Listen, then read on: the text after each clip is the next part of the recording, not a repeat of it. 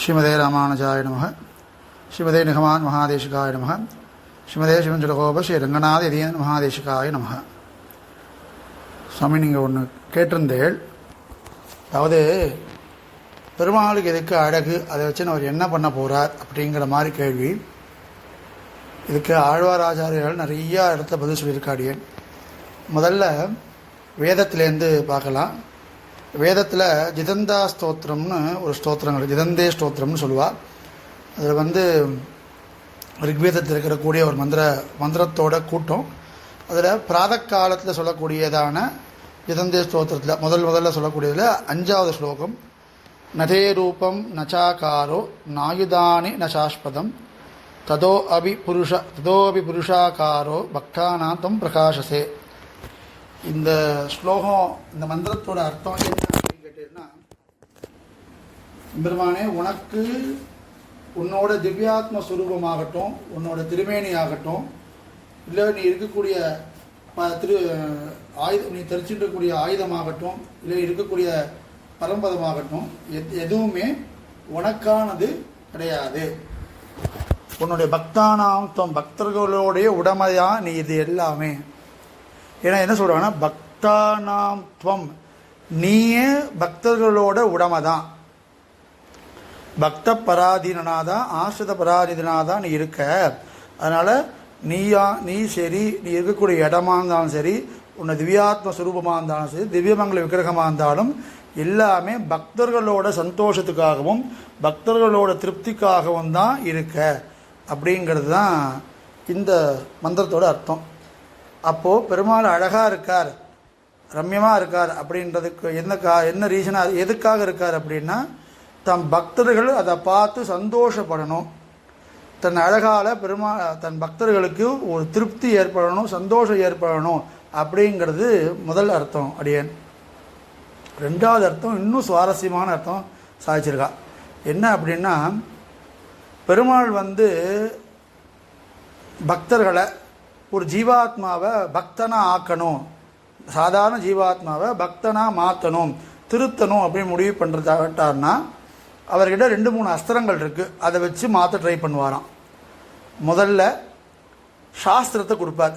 இதை இதை செய்யாதேன்னு வேதத்தை சொல்லி, வேதத்தினால நமக்கு புரிய வைக்க ட்ரை பண்ணுவார், மாற்ற ட்ரை பண்ணுவார். மந்த புத்தியாக இருக்கிறவா மாற மாட்டா. அதனால பெருமாள் என்ன பண்ணுவார்னா, அருளாலே திருத்தும் அழகாலே திருத்தும்னு சொல்லுவாள்.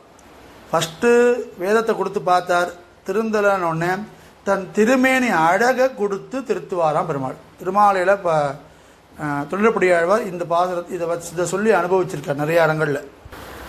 திருமாலையில் தொழில்படி ஆழ்வார், போதரே என்று சொல்லி என் புந்தியுள் புகந்து ஆதரம் பெருக வைத்த அழகனூர் அரங்கமன்றேன்னு ஒரு பாசுரம்.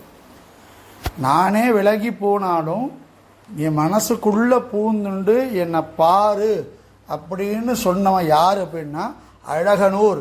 அப்படி இருக்கிறவன் அழகா இருக்கான்னு தொழில்படியாக சாதிக்கிறார். ஸோ சாஸ்திரத்தை கொடுத்து திருத்த முடியாதவனை கூட தன்னுடைய திருமேனி அழகால திருத்த முடியும், திருத்திடுவாருங்கிறது ஒரு விஷயம். இதை வால்மீகி ராமாயணத்தில் ஒரு ஸ்லோகத்தில் ஹனுமனோட அனுபவமாக சாதிக்கிறார். ராமனை முதல்ல ஹனுமன் சந்திக்கும் போது ராமன் எந்த திருவாபரணமும் போட்டுக்காமல் வந்துட்டானான். ஆமாம், மான்தோல் மறுவில் தானே ராமன் வந்தார். அதை பார்த்தோன்னே ஹனுமான் ஒரு ஸ்லோகம் சாய்க்கிறார். ஆயதாட்ச சுகிருதாட்ச பகவத் பரிகோபமாவ சர்வபூஷண பூஷார்க்காக கிமர்த்தம் நபிபூஷிதாக. எல்லா ஆபரணங்களையும் போட்டு அழகுபடுத்த வேண்டிய திருமேனியை ஒன்றுமே போட்டுக்காமல் வந்திருக்கிய ராமா. இதுக்கு வியாக்கியானத்தில் சாதிக்கும் போது என்ன சொல்கிறான்னா, பெருமாளுக்கு அழகுலேயே 2 அழகு உண்டாம். ஒரு அழகு ஆபரணங்கள்லாம் போட்டுண்டு கம்மியான அழகு காட்டுவார். ஆபரணங்கள்லாம் எடுத்தாச்சுன்னா பெருமாளோட அழகு விஞ்சி இருக்கும்னு சொல்லுவாள். அதனால தான் அவரோட பிரிது சொல்லும் போது ஆபரணங்களுக்கு அழகு கொடுக்கும் பெருமாள் அப்படின்னு சாதிப்பாள். அப்போது பெருமாள்கிட்ட ஹனுமான் கேட்குறார், நான் அவ்வளோ மோசமான பக்தன் கிடையாது. ஏன்னா ஆபரணங்களை போட்டு வந்தார்னா அழகு கம்மி, கொஞ்சமாக பக்தி உள்ளவன், அழகு கம்மிங்கிறதுனால கொஞ்சமாக கொஞ்சம் பக்தி இருக்குது, கொஞ்சம் திருத்தினா போருங்கிறவாளுக்கு ஆபரணம் போட்டுன்னு வருவாராம். ரொம்ப மோசமாக இருக்கிறவனுக்கு ஆபரணம் இல்லாமல் வருவாராம். ஹனுமான் நினச்சிட்டாரான், நான் அவ்வளோ மோசமான பக்தன் இல்லை, நீ ஆபரணம் போட்டுட்டே வந்திருக்கலாம் அப்படிங்கிற மாதிரி அனுபவமாக ஒரு வார்த்தை சொல்வா. ஸோ பெருமாளோட அழகு, பெருமாளோட சௌலபியம், பெருமாளுக்கு இருக்கிற திருக்கல்யாண குணங்கள், அவன் திருமேனி எல்லாமே பக்தர்கள் போக்கியமாக அனுபவிக்கிறதுக்கு தான் அப்படிங்கிறது தான் நம்ம பூர்வாச்சாரியோட நிர்ணயம். ஸ்ரீமதே ராமானுஜாய நமக.